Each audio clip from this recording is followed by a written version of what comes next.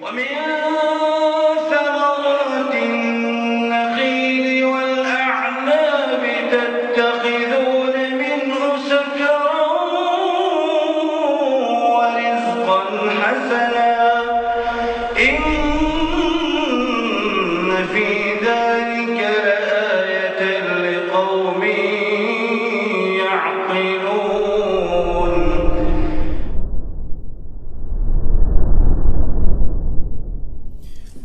Bismillahirrahmanirrahim. Assalamualaikum warahmatullahi wabarakatuh. Innal hamdalillah nahmaduhu wa nasta'inuhu wa nastaghfiruh wa na'udzu billahi min shururi anfusina wa sayyiati a'malina. May yahdihillahu fala mudilla lahu wa may yudlil fala hadiya lahu. Ashhadu an la ilaha illallah wahdahu la syarika lahu وأشهد أن محمدا عبده ورسوله لا نبي بعده. قال الله تعالى يا أيها الذين آمنوا اتقوا الله حق تقاته ولا تموتن إلا وأنتم مسلمون. يا أيها الناس اتقوا ربكم الذي خلقكم من نفس واحدة وخلق منها زوجها وبث منهما رجالا كثيرا ونساء واتقوا الله الذي تساءلون به والأرحام إن الله كان عليكم رقيبا. يا أيها الذين آمنوا اتقوا الله وقولوا قولا سديدا يصلح لكم أعمالكم ويغفر لكم ذنوبكم ومن يطع الله ورسوله فقد فاز فوزا عظيما. فإن أصدق الحديث كتاب الله وخير الهدي هدي محمد صلى الله عليه وسلم وشر الأمور محدثاتها وكل محدثة بدعة وكل بدعة ضلالة وكل ضلالة في النار. أما بعد.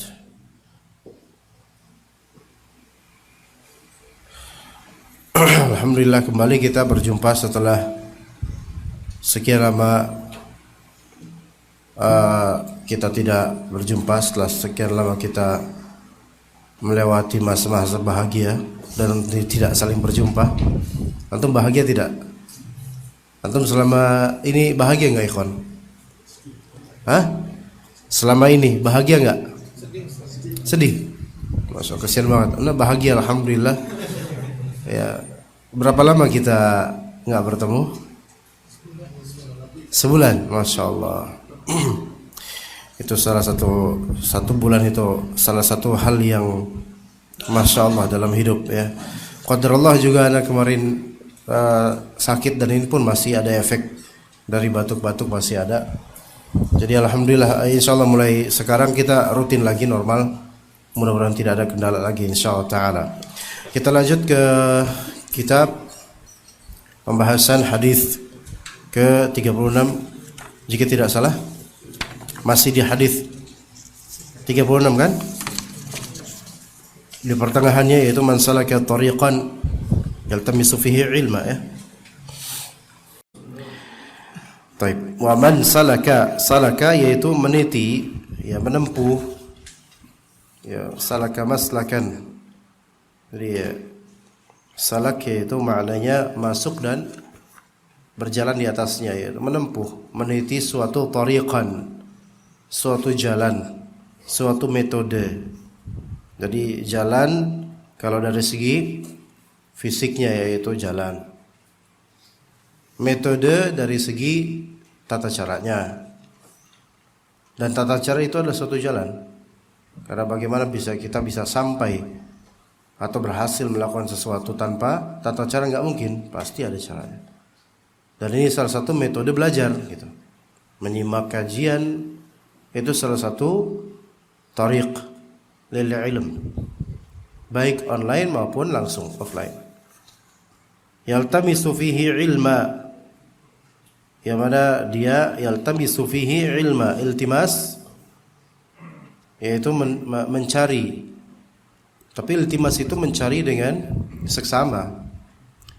Beda dengan talab. Secara umum talab itu mencari atau meminta atau menuntut. Tetapi kalau misalnya iltimas, maka itu ada sisi keseriusan dan ketelitian dalam mencari. Itu iltimas. ya, atau bahas, membahas dan mencari. Yaltamisu fihi ilma, yaltamisu fi dzalika tariq ilma, mencari di jalan itu suatu ilmu. Ilmu yang dimaksud di sini adalah ilmu syar'i. Ilmu yang dimaksud di sini adalah ilmu syar'i. Namun pertanyaannya, apakah ilmu di sini bisa tergolong di dalamnya ilmu yang sifatnya keduniaan, artinya bukan ilmu yang pada asalnya ilmu syar'i, seperti misal ilmu bahasa, apakah masuk ke sini? Misal lain ilmu apa, ikhwan? Ilmu matematika, ilmu tentang kopi misalnya, ilmu apapun itu, apakah bisa hal ini tergolong sebagai ilman di man salaka tariqan yaltamisu fihi ilma? Jawabannya pada asalnya tidak. Kenapa? Karena ilmu-ilmu seperti ini tidak diarahkan menuju akhirat gitu loh. Maka tidak ada kaitannya dengan masalah surga atau neraka. Tetapi jika seseorang memang dia meniatkan dengan ilmu tersebut untuk memperbaiki,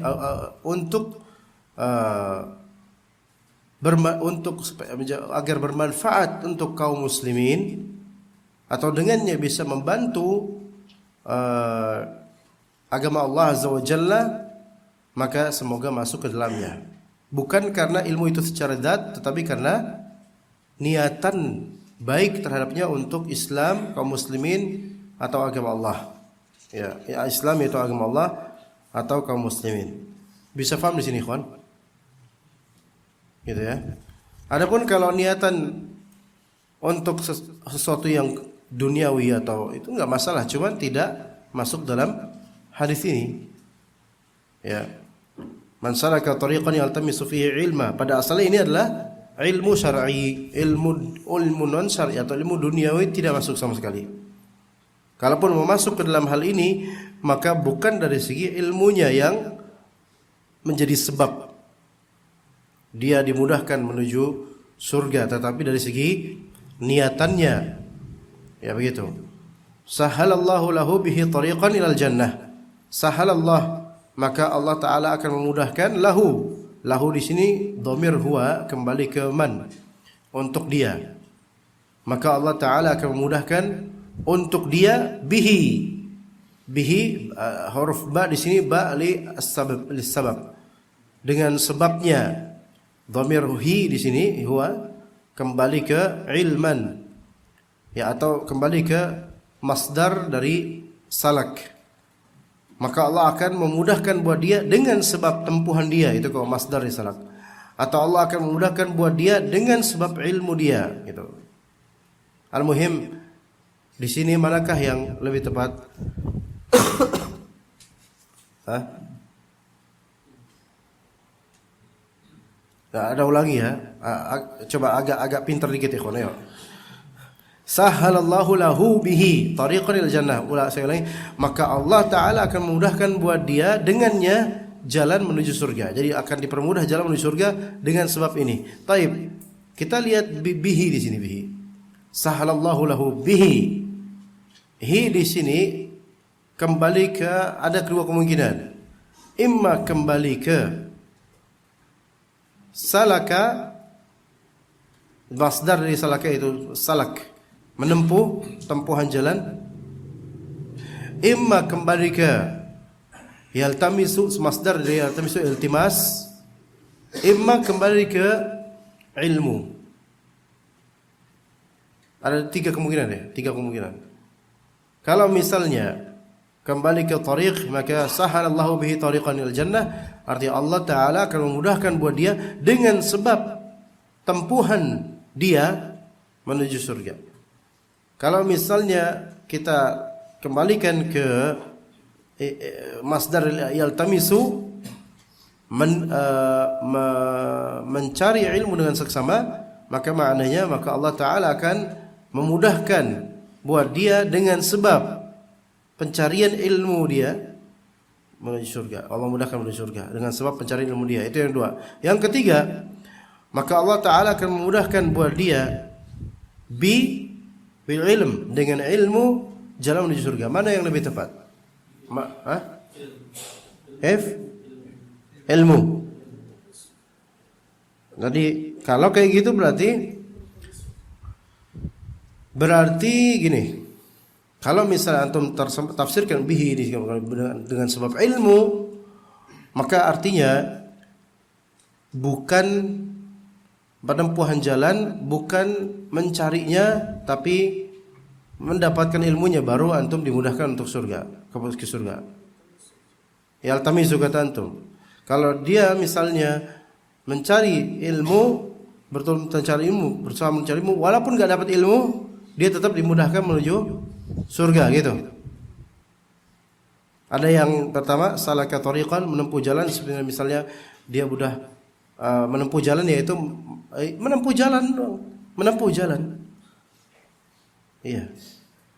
Belum nyari ilmu, belum dapat ilmu, tapi menempuh jalannya, itu kira-kira benar enggak langsung dapat janji ini, yaitu dimudahkan surga? Termasuk? Berarti sebenarnya sahih semuanya. Ya enggak? Semuanya itu perlu komplit gitu loh. Ya, dia menempuh jalan harus karena ikhtiar. Dia menyimak harus karena itulah namanya menuntut ilmu. Ilmu bukan datang doang terus nawaitu nauman amiqan salihan gitu. Saya meniatkan tidur yang dalam dan soleh. Ya enggak. Ini bukan iltimasul ilm. Jadi menempuh jalan, caranya dia tempuh, kemudian menyimak benar-benar dan mendapatkan ilmu itu komplit. Nah, itu baru mendapatkan apa? Sahalallahu lahu bihi tariqan ilal jannah. Begitu. Ya, karena ilmu ini menunjukkan ilmu ini enggak bisa didapat kecuali dengan metode dan mencarinya gitu loh. Ini kita tidak membahas ilmu laduni yang tiba-tiba dapat pleng gitu, enggak ada. Kita enggak pakai itu. Ya. Seperti itu ikhwan. Jadi ikhtiar itu juga ada ganjarannya untuk Allah mudahkan ke surga, dan menghasilkan ilmu untuk diamalkan juga akan dapat janji ini juga. Baik, kemudian wa majtama'a qaumun fi baitin min buyutillahi yatluna kitaballahi wa yatadarasunahu bainahum illa nazalat alaihimus sakinatu wa ghashiyatuhumur rahmatu wa fahaffatuhumul malaikatu wa dzakarahumullahu fi man 'indah. Dan tidaklah ada suatu kaum yaitu majmu'ah minan nas, kumpulan dari manusia, di baitin min buyutillah, di suatu rumah dari rumah-rumah Allah. Taib, apa itu rumah Allah? Masjid atau musalla? Masjid. Ada pun musalla rumah Allah bukan? Kalau musalla Indonesia insyaallah rumah Allah juga. Karena barometer musalla dan masjid di Indonesia itu tidak seperti barometer musalla dan masjid di syariat Allah Azza wa Jalla. Kalau misalnya di syariat Allah, masjid untuk memenuhi kriteria sebagai masjid yaitu suatu tempat, ya, atau bagian dari bangunan yang diwakafkan lillahi ta'ala untuk menjadi tempat salat secara terbuka, didirikan padanya salat 5 waktu.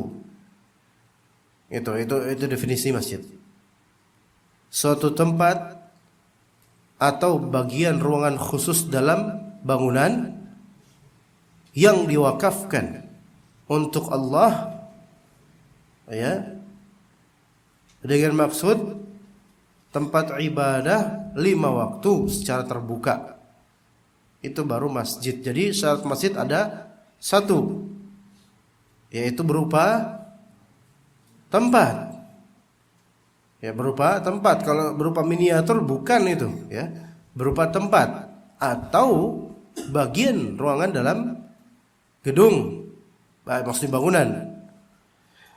Kedua, dikhususkan itu memang untuk sholat 5 waktu. Dan yang ketiga, untuk publik umum, bukan private keluarga. Ya begitu ikhwan. Itu disebut masjid. Itu disebut masjid, oke? Ada berapa tadi? 3. Paham nggak yang tadi? Yang satu apa? Wakaf. Wakaf. Apa itu wakaf? Anda pengen insyaallah Pak Anik setelah Arba'in Nawawi selesai, Anda minta tolong nanti insyaallah kita akan mempelajari seperti kitab Bulughul Maram, itu fiqih insyaallah, biar lebih mantap lagi. Hadis juga tapi fikih insyaallah ya Pak Anik ya. Tadi apa yang pertama? Wakaf. Wakaf itu apa dalam bahasa? Secara syar'i wakaf itu apa? Wakaf adalah secara syar'i yang lebih tepat definisinya. Ada banyak antar mazhab beda definisi, tapi definisi paling ringkas dan paling benar adalah wakaf itu tahbisul asli wa tasbilul manfaah. Itu wakaf. Ya, yaitu tahbis al-asl wa tasbil al-manfaah. Apa artinya tahbisul asl? Yaitu tahbis itu memenjarakan, seperti apa ya? Tahbis, habs itu memenjarakan, yaitu di Indonesia kan malah bingung malah.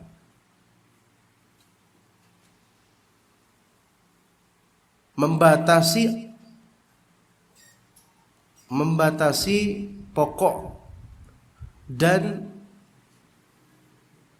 tasbil al-asl, tasbil al-manfaah, itu Indonesia susah itu. Tasbil itu seperti isbal. Isbal itu berlebih dari batasannya gitu loh. Jadi asalnya dibatasi, manfaatnya diperluas, dipublish gitu loh, apa ya? Susah, di bahasa Indonesia susah sekali ini definisi ini. Tahbis al-asl. Tahbis itu memenjarakan aslinya, asli dipenjara, dibatasi. Yaitu dibatasi maksudnya apa? Untuk Allah, ini milik Allah, hanya milik Allah, enggak ada manusia yang memilikinya. Itu tahbisul asl. Wa tasbil al-manfaah. Tasbil yaitu meluberkan manfaat gitu loh. Jadi manfaatnya itu enggak terbatas. Dengan definisi ini, maka di antara syarat sesuatu menjadi wakaf itu adalah sesuatu yang tidak bisa dihabiskan. Sesuatu yang tidak bisa dihabiskan. Adapun sesuatu yang bisa diinqidha, bisa dihabiskan, maka dia tidak bisa menjadi wakaf. Faham di sini, kawan? Karena ada tahbisul asal, asalnya itu harus menancap terus, harus ada terus gitu loh. Tapi manfaatnya itulah yang bisa diambil selamanya gitu loh. Baik, sekarang tanya kepada antum. Muwakafkan air mineral untuk jemaah kajian. Ini wakaf bukan? Bukan wakaf. Ini masuk dalam sedekah. Oke? Nah, mewakafkan uang. Mewakafkan uang untuk terserah apa? Misalnya, ini saya wakafkan uang ini untuk fakir miskin 1 juta. Untuk antum fakir miskin 1 juta. Bisa gak ini menjadi wakaf? Enggak bisa, ini masuk ke dalam sedekah. Tapi kemudian misal wakaf kitab. Wakaf kitab untuk diwakafkan ke masjid, atau Al-Quran untuk diwakafkan ke masjid, wakaf lillah. Ini bisa enggak menjadi wakaf? Karena enggak bisa dihabisin itu buku, ya kan? Baik. Wakaf untuk misal wakaf untuk ikhwan-ikhwan yang ngaji ini. Ini wakaf, misalnya kitab Arba'in Nawawi wakaf untuk antum semua. Taib. Kalau wakaf di sini maksudnya benar-benar wakaf, maka hanya Allah yang memiliki buku ini. Faham enggak jemaah? Ikhwan. Tapi kalau dia niatan maksud dari wakaf ini sedekah atau membantu sama muslim, maka diperbolehkan bagi masing-masing individu untuk memilikinya dan menamai nama dirinya. Gimana? Faham ya ikhwan? Karena wakaf itu Syarat pertamanya adalah dia ditahbis, asalnya lillahi ta'ala. Gitu kan? Adapun manfaatnya, silahkan manfaat sampai kapanpun. Taib. Kalau wakaf sumur, dia mewakafkan sumurnya atau airnya? Sumurnya. Manfaatnya adalah air dimanfaatkan. Itu, seperti itu namanya wakaf. Tapi kenapa kita sampai wakaf? Kok Anda malah lupa tadi kita ngapain di wakaf itu? Oh, masjid. Nah, taib, masjid. Jadi masjid syarat pertamanya apa? Wakaf lillahi ta'ala. Kedua, ditunaikan padanya sholat berjamaah. Itu diperuntukkan untuk sholat berjamaah. Dan untuk hal lainnya seperti majelis ilmu. Yang ketiga, dibuka sholat berjamaah, silakan orang-orang umum masuk. Adapun kalau sholat berjamaah khusus keluarga, maka dia bukan masjid. Maka selain dari definisi ini adalah musolla. Adalah musolla. Tapi kalau misalnya di Indonesia ada musolla, berarti musolla ini kan definisi versi Indonesia, tempat ibadah untuk sholat 5 waktu yang kemungkinan jemaahnya tidak melebihi 40, biasa gitu. Ya. Atau yang tidak sampai kuantitinya seperti masjid besar misalnya gitu.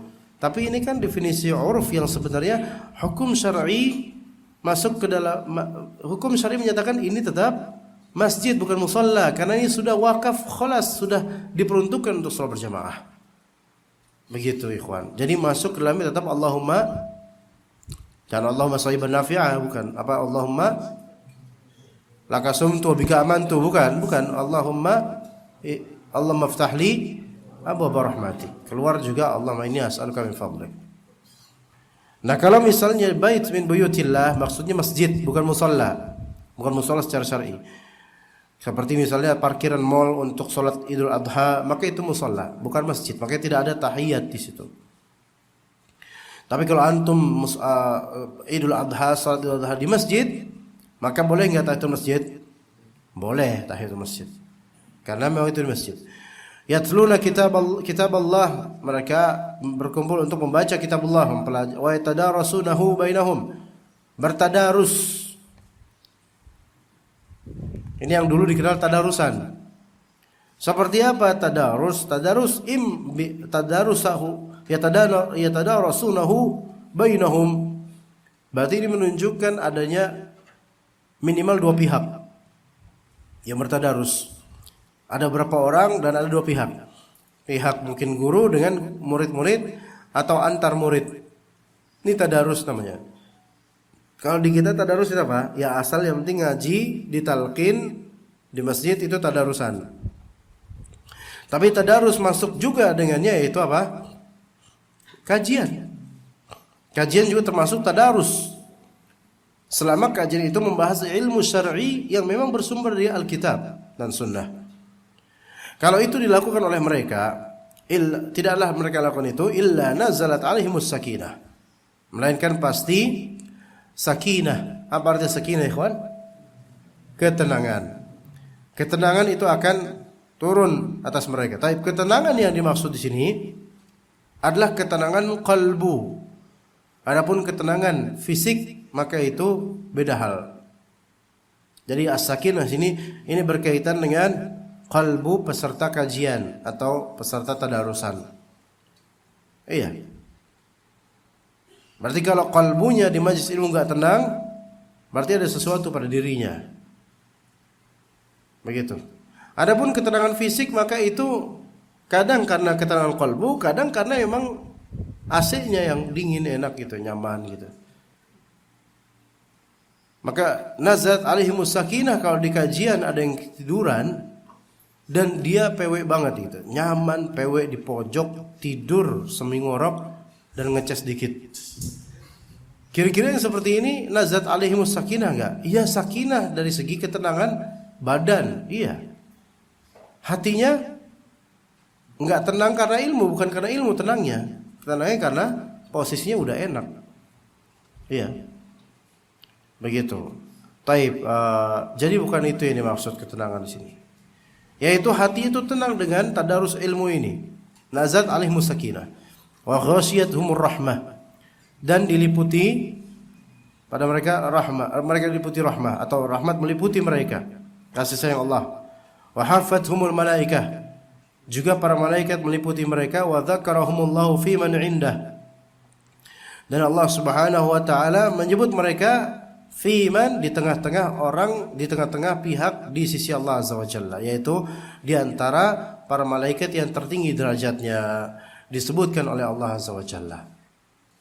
Allah tidak berkeberatan sama sekali untuk menyebutkan siapapun nama-nama orang ini, walaupun ada 500 orang yang hadir. Dan mereka semua tenang, mereka semua dapat rahmat. Taib, sekarang nazalat alaihimus sakinah itu orang yang tidur kena gak dia? Kena gak dengan hadis ini nazalat alaihimus sakinah? Hah? Tadi kan udah dijelasin. Kena gak orang yang tidur? Karena maksud dari sakinah sih sakinah qalbiyah, bukan dia sakinah dalam artian enak, nyaman, fisik, kemudian tidur asik, sepoi-sepoi gitu. Ya, giliran ustadznya gertak sedikit, jangan tidur, bangun tidur terus habis itu kayak gini nih.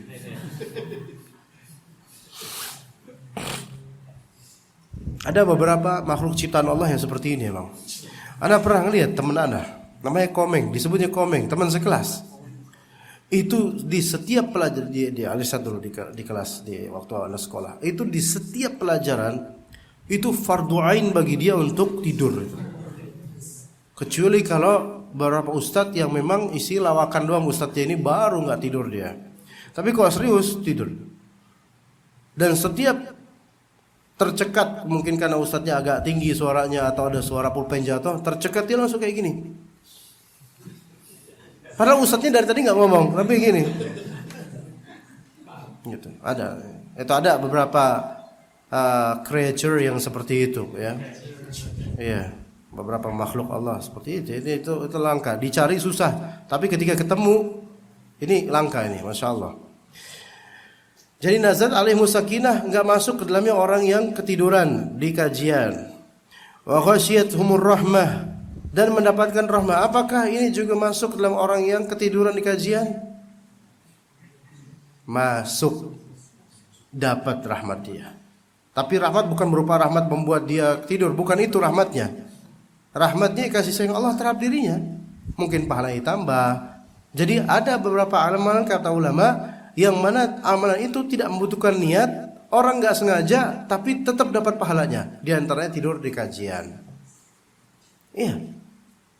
Kan ada beberapa orang kajian habis maghrib atau kajian apa gitu. Ada beberapa orang yang memang ya kebetulan aja sholat di situ, kemudian habis ada kajian ya, kayaknya asik nih. Iya. Karena selama ini dia tidur tuh nggak bisa, insomnia terus susah tidur. Dia hanya bisa tidur di kajian, membawa kajian ini. Ya tidur itu. Selama dia tidak mengganggu orang-orang, dia dapat rahmat.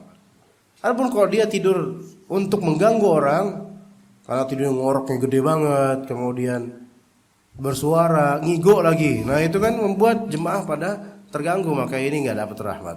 Tapi kalau dia tidur tenang dan tidak merugikan temannya, nggak ngapain temannya, dia dapat rahmat karena dia semajlis dengan orang-orang ini. Itulah benefitnya semajlis dengan orang-orang yang saleh, di antara benefitnya seperti itu.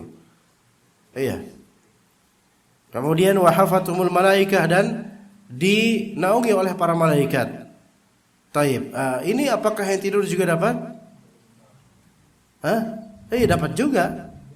Dapat juga karena yang dinaungi mereka semua, dinaungi semuanya. Banyak yang tidur yang enggak. Dinaungi semuanya. Dan ini bagian dari rahmat Allah Azza wa Jalla. Wa dzakarahumullahu fi man indah. Apakah ini juga orang yang tidur dapat? Kalau ini anda nggak yakin, wallahu alam dah. Anda nggak tahu kalau yang ini. Allah. Tapi yang belajar benar-benar Allah akan sebut dia. Adapun yang tidur, wallahu alam.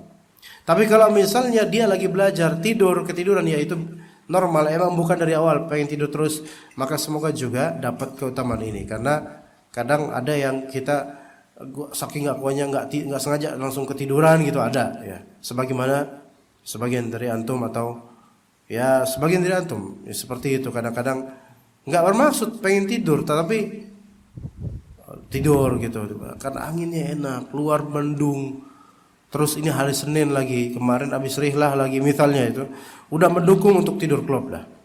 Iya. Tapi yang tidur di sini insyaallah langsung ketahuan sebenarnya, cuman ana nggak ngapa-ngapain, biarin aja. Ya, biar istiqamah dia dengan keadaannya. Wa man batta bihi amaluhu lam yusri' bihi nasabuhu. Coba yang punya terjemahan tolong diterjemahkan sesuai dengan tulisan terjemahannya apa itu? Ya. Barang siapa yang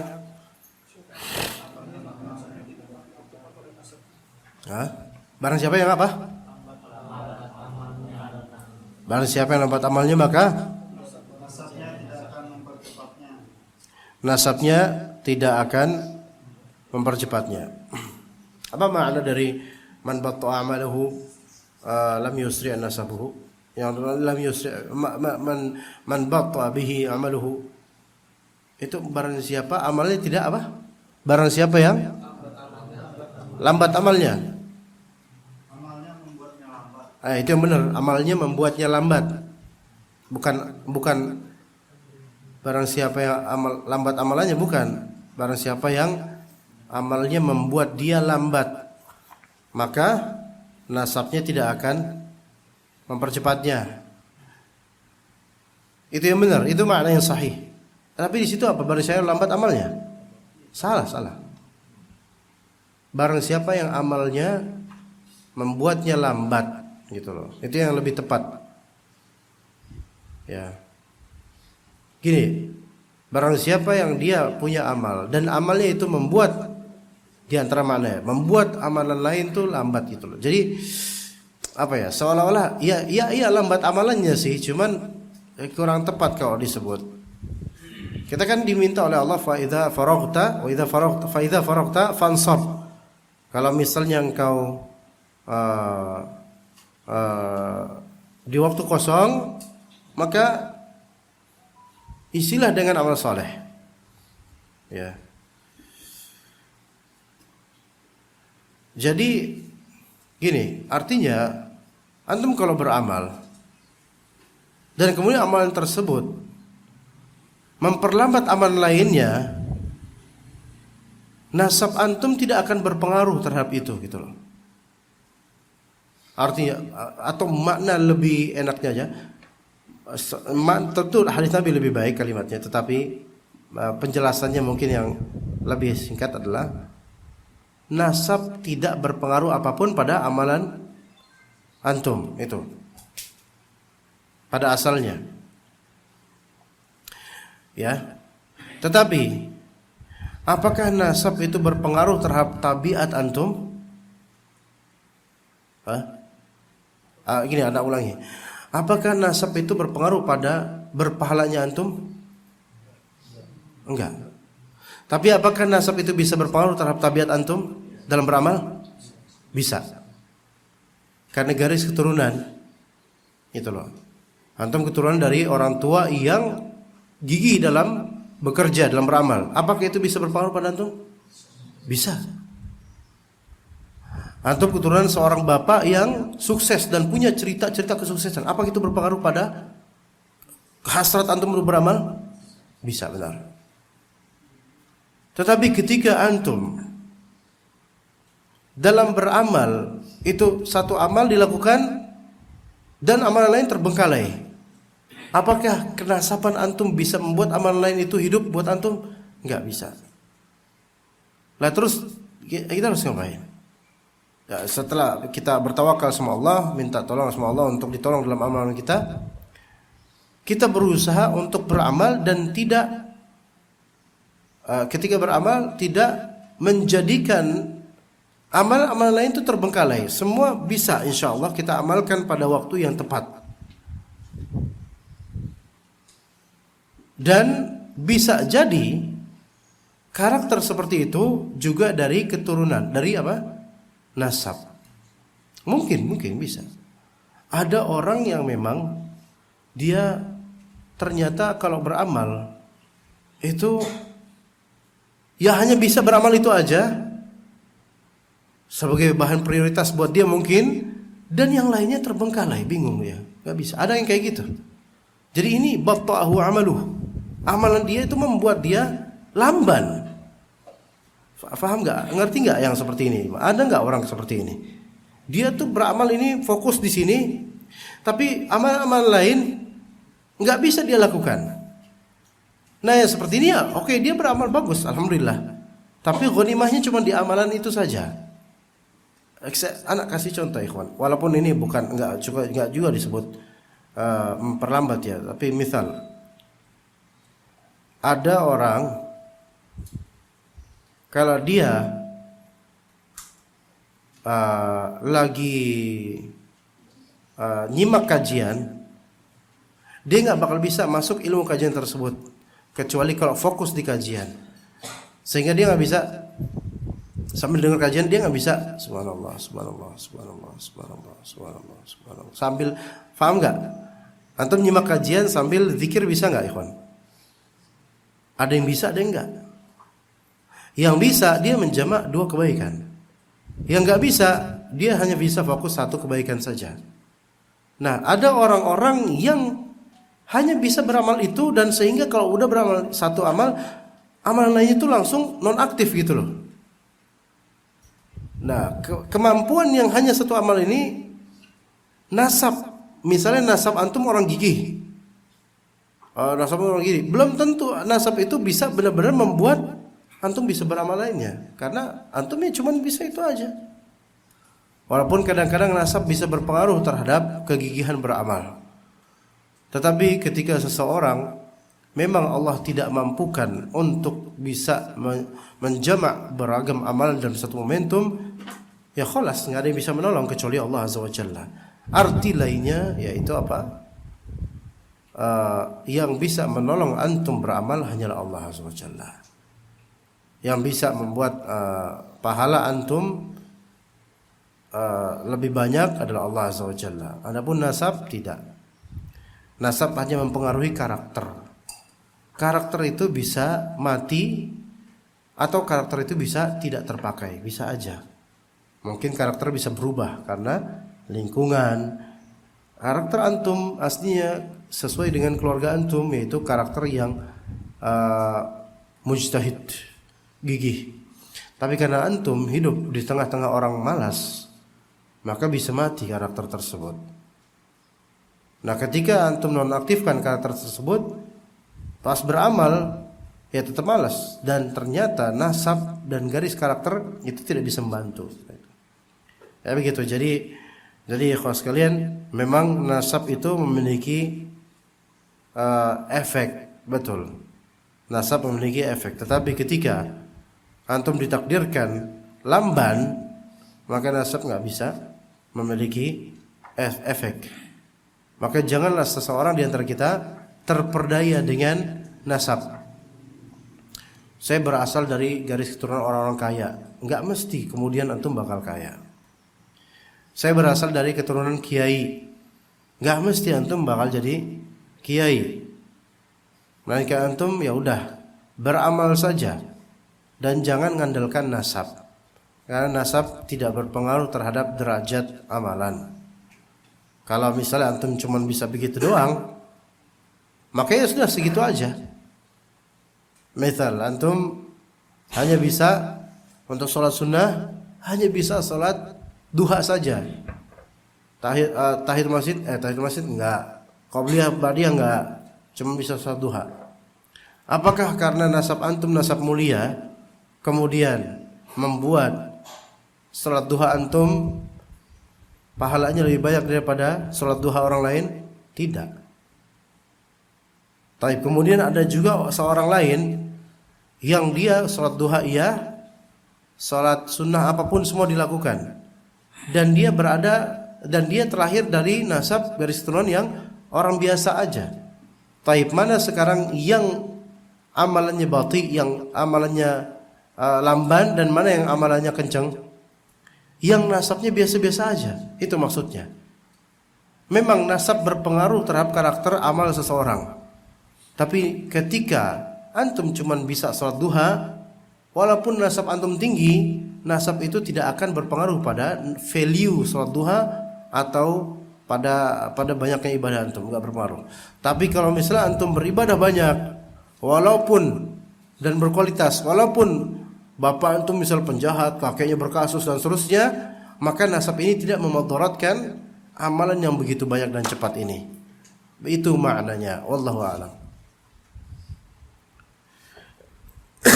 Udah mau jam 9 ternyata. Ada pertanyaan nggak sampai hadis ini jemaah? Kenapa antum kok diam aja? Apa udah mulai ngantuk atau gimana nih? Hah? Mau tidur teh? Ikhwan. Fadal, Bang Wahyu. Wakaf. Saya kan mewakafkan tanah. Ya. Pembangunan masjid misalnya. Pembangunannya diwakafkan atau buildingnya juga ya, tanah dan bangunan. Itu pihak keluarga boleh nggak ikut jadi pengurus? Nazir, penilik, pengurus, oke. Khalas, taib. Gini, wakaf masjid. Nah, bolehkah keluarga menjadi pengelola atau pengurus, gitu ya? Jawabannya itu pertama, kalau misalnya pewakaf itu menentukan nazir atau mewasiatkan nazir siapa, maka wajib ditunaikan. Nazir itu penilik. Apa ya? Bahasa kita penilik, yaitu orang yang mengontrol wakafan. Apa ya? Apa di bahasa kita apa, ikhwan? Itu. Jadi yang ngelola dia gitu loh. Bukan yang ngelola, bukan pewakaf. Pewakaf jangan. Kalau pewakaf ngelola ya sama aja dong, nanti punya dia juga gitu. Nazir namanya. Baik, misalnya nenek udah wafat nenek. Waktu itu sebelum wafat pernah nggak mewasiatkan atau menyuruh keluarganya kelola ini? Oh, nggak ada. Oke. Kalau seperti itu sebenarnya perlu ditentukan siapa nazirnya. Nazir dari tanah wakaf ini atau bangunan wakaf ini. Siapa ketua pengurusnya gitu loh. Itu perlu. Baik dari keluarga maupun non keluarga. Manakah yang lebih afdal? Kembalikan kepada konteks kalau itu mah. Kalau misalnya kalau bukan keluarga maka orang akan semena-mena, maka lebih baik keluarga. Tetapi kalau negatifnya, kalau keluarga akan terjadi nepotisme. Dan orang-orang yang nggak ngerti hukum fikih itu akan merasa bahwasanya ini adalah masjid keluarga atau ini milik kita. Dan itu batil. Maka lebih baik mungkin wallahu alam blending. Atau kalau mau lebih selamat yaitu dari waliul amri, ya bisa dimintakan mungkin siapa yang berkompeten dalam mengelola masjid ini gitu. Tapi ini sudah tanah wakaf gitu. Atau warga sekitar, itu lebih afdal menurut ana. Karena kejadian yang sudah-sudah ketika suatu masjid dikelola oleh keluarga dan mereka bukan fuqaha, enggak ngerti fikih, akhirnya menjadi masjid tradisional yang turun temurun nanti terwariskan jadinya, bukan sesuatu yang diwakafkan lillahi taala, sesuatu yang diestafetkan warisan gitu loh. Seolah-olah kerajaan gitu loh. Begitu ya, begitu. Nanti kalau misalnya keluarga yang mengelola, next time di generasi berikutnya akan susah orang luar juga masuk. Artinya harus dari keluarga kita. Akhirnya lama-lama terstigmakan ini masjid keluarga bukan masjid wakaf. Tapi nilainya tetap wakaf. Itu kan masalah manajemennya aja, bukan masalah status. Kok status wakaf secara syar'i. Jadi begitu. Dan itu tidak berpengaruh kok ke almarhumah. Pahalanya tetap. Itu hanya urusan yang masih hidup ini aja. Jadi sih saran ana, sebenarnya pihak keluarga boleh ada 1-2 orang yang juga berkecimpung menjadi nazir, mungkin ketua DKM misalnya, ya bisa gitu kan. Tetapi jangan jadikan itu masjid keluarga. Karena kalau udah stigma masjid keluarga, ya udah orang bakal nyerah, udahlah itu emang punya keluarga dia. Akhirnya eksklusif itu masjid. Ini yang terjadi sudah-sudah. Ya begitu, wallahu a'lam. Oke, lanjut atau gimana? Terserah lah. Ya udah. Oke. Bebas. Yang mau nanya fadhol, yang diem fadhol. Hah? Ini siapa? Dimas siapa? Enak tuh. Antum punya anak? Hah? Siapa anak? Antum mana? Ini anak antum. Antum kok kesini lagi Dimas ya? Dimas, bener ini Dimas ini. Antum makin nyunah antum kesini. Abis daurah apa abis mulazamah apa gimana? Abis khuruj biasanya 40 hari kok kayaknya berapa bulan antum khuruj itu? Enggak, kenapa antum kan resign antum kemarin? Ini sekarang magang atau apa? Masuk lagi antum sini. Kalau gitu anak izin lagi lah pekan depan.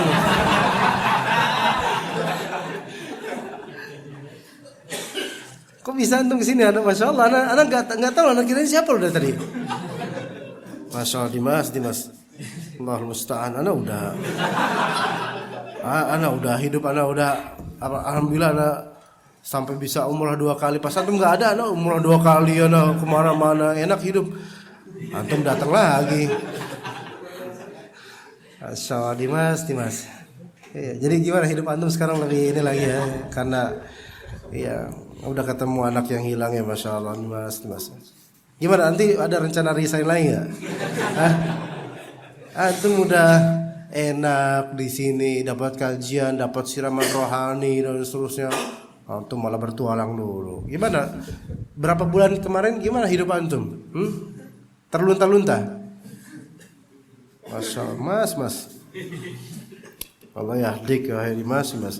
Taib, al-hadits as-sabi wa thalathun. Benar enggak nyangka lah dia, anak kayak sampai pulang anak kepikiran ini beneran nyata atau enggak nih kok ketemu Dimas lagi, Masya Allah. Ya barakallah fi Dimas ya, Masya Allah.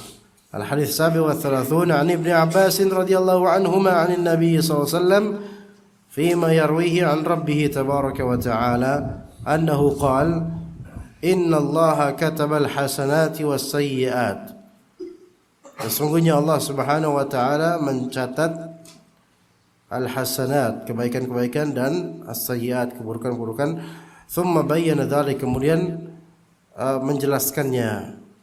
Faman hamma bihasanatin falam ya'malha katabaha Allahu 'indahu hasanatan kamilah. Barang siapa yang menginginkan, hamma di sini yaitu suatu selentingan. Di sini ham di sini maknanya ham di sini artinya bukan selentingan. Dia di atas derajat hadithun nafs. Di atas derajat selentingan. Ya. Antum tahu selentingan kan? Lenting, tahu lenting enggak? Kalau misalnya di kulit itu ada melenting, nah itu. Enggak, beda, melenting beda. Emang melenting sama bentol sama? Coba orang Jawa. Melenting beda, akhi, beda. Bentol beda. Iya, antum enggak usah, antum baru anak notis sekarang udah bikin syubhat aja antum. Enggak, melenting itu isinya air gitu loh, ya. Kecil dia, melenting itu kecil, bentol kadang-kadang besar. Selentingan itu berarti apa ya? Hadithun nafs. Yaitu tiba-tiba kepikiran gitu aja sebentar gitu loh. Pengen gini ya. Belum sampai niatan. Ya, adapun hadithun nafs seperti ini selentingan saja itu tidak dicatat dan tidak dicatat dosa maupun pahala. Adapun ham di sini ingat ham di sini adalah yaitu ham itu sesuatu yang kepikiran, bukan sesuatu yang menjadi selentingan. Beda ikhwan. Jadi kalau cuman selentingan pengen sedekah itu enggak masuk pahala. Ya udah ngeliat orang fakir miskin pengen gitu sedekah sama dia. Habis itu udah lanjut jalan. Itu enggak, itu hadits nafs, itu enggak tercatat pahala. Ya. Apalagi dosa enggak dicatat. Contoh ngelihat orang anak pang gitu, kumel banget rasanya pengen ngejitak gitu dalam hati itu misalnya. Tapi udah sekali aja gitu ngomong gitu di hati, ini enggak ada pahala, enggak ada dosa. Iya. Ya, kemudian ham itu di atas itu jelas, yaitu sampai dia kepikiran berulang-ulang atau kepikiran pengen melakukan itu. Ya, ini belum sampai tahap melakukan. Bahkan belum sampai tahap proses menuju melakukan, tapi baru di hati. Misalnya naik motor ngelihat fakir miskin, ya Allah kesian banget, ya Allah pengen banget sedekah sama dia, Allah kepikiran gitu. Ya, bukan sebatas sekali jas saja, tapi kepikiran berapa detik, 10 detik gitu. Habis itu buyar. Taib. Buyar di sini maksudnya ya udahlah, udah lewat dah. Kepikirannya itu ternyata bernilai pahala. Man hamma bihasanatin falam ya'malha. Dia enggak sampai bisa melakukannya. Tapi dia kepikiran, apalagi kalau sampai kepikiran terus dan nyesel enggak bisa melakukannya, maka katabahallahu indahu hasanatan kamilah. Maka Allah akan mencatatnya untuknya satu kebaikan full. Tuh. Padahal belum melakukan. Tapi ingat ini ham ya. Wa in hamma biha fa'amilaha katabahallahu indahu 10 hasanatin ila 700 dhi'fin ila adhafin katsirah. Dan jika dia menginginkan hal tersebut, kebaikan tersebut, kemudian dia melakukannya, udah niatan dan dia melakukannya, maka Allah Ta'ala catatkan untuknya apa? 10 kebaikan sampai 700 lipat. Sampai kelipatan katsira, ila adhafin katsirah. Lebih dari itu terserah Allah. Sebaliknya wa in hamma bi sayyi'atin falam ya'malha katabahallahu indahu hasanatan kamilah. Astagfirullah. Sayyi'atan kamilah ini salah. Dicetakkan Anas salah ini kok. Parah banget salahnya ini. Hah? Gimana? Oh iya sahih. Enggak ini sahih. Enggak, itu sahih. Ana yang salah. Wa in hamma bi sayyi'atin falam ya'malha katabahallahu indahu hasanatan kamilah. Afwan, ana yang salah. Dan jika dia menginginkan hamma bi sayyi'atin, berarti bukan selentingan untuk melakukan perbuatan buruk, bukan, tapi udah niatan untuk berbuat buruk. Falam ya'malha, tapi dia tidak jadi melakukannya, maka Allah akan mencatatkan untuknya satu kebaikan penuh. Ingat, dia tidak melakukannya karena jangan ini jelek, meninggalkan niatan buruk, maka dapat pahala penuh, satu pahala penuh.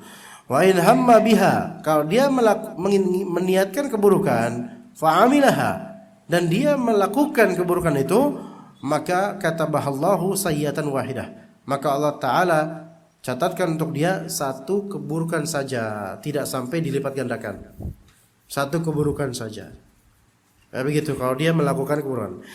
Nah, di sini betapa murahnya Allah Ta'ala, pemurahnya Allah Ta'ala. Ya, untuk kebaikan kalau cuman sampai ham niatan dapat satu kebaikan penuh. Kalau sampai diamalkan dapat 10 kebaikan minimal, bisa dilipat gandakan sampai 700, bahkan bisa lebih dari itu. Karena Allah Ta'ala tidak membatasi ya.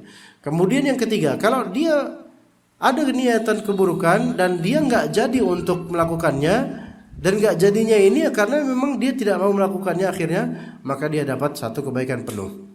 Adapun kalau dia nggak jadi melakukannya karena belum sempat dan masih ada niatan lagi, maka ya ini nggak dapat kebaikan, nggak dapat pahala. Kemudian yang keempat, kalau dia ada niatan keburukan, kemudian dia melakukannya, maka berapa dosanya? 1 saja dosanya. Iya, alhamdulillah atas kemurahan Allah Ta'ala kepada kita. Taib, sampai sini ada pertanyaan ikhwas sekalian. Kita insyaallah pada pekan depan kita lanjutkan hadis 38. Ya, mudah-mudahan pekan depan udah ini ya, udah tahun baru ya. Tanggal 1 Januari. Antum libur enggak? Enggak, tanggal 2. Oh iya, Ahad ya. Tanggal 2-nya antum libur enggak? Hah? Masuk terus. Alhamdulillah kalau gitu. Terkait ini pembahasan setelah ini tadi menyinggung Bulughul Maram. Bulughul maram apa bulughul mahram? Kalau bulughul mahram sampai kepada mahram. Itu enak itu kalau itu. Bulughul maram ya? Anda tadi ngomong bulughul maram enggak? Anda tadi ngomong bulughul maram? Oh iya udah. Ya insya Allah Pak Andik nanti dia sama beliau, apa beliau setuju atau tidak, Allah alam. Dia omongin nanti insya Allah. Iya. Tapi jangan kasih teman-teman kalau itu bulughul maram. Antum pada dengar gak? Iya, insya Allah ya. Supaya ngerti nanti fikih hadisnya, hadis-hadis kayak gini juga insya Allah taala. Tapi pada pertanyaan ikhwan sampai sini tidak ada. Cukup insya Allah. Kenapa nih mas? Antum gak usah nyari ribut anak baru, anak baru nyari ribut. Antum udah masih anak baru sekarang, kembali seperti dulu kan anak baru. Kenapa? Ini kenapa? Nyerap. Antum kalau mau nanya, jangan lewat lisan dia. Nanya. Dia selama antum gak ada, dia yang anak bully soalnya. Sama adiknya itu siapa tuh? Mana orangnya? Adiknya apa kakaknya nggak tahu ada. Taib kalau memang nggak ada pertanyaan kita cukup sampai sini aja insyaallah. Sallallahu ala nabiyyina Muhammad wa ala alihi wa sahbihi ajma'in. Subhanakallahumma bihamdika asyhadu an la ilaha illa anta astaghfiruka wa atubu ilaik. Assalamualaikum warahmatullahi wabarakatuh.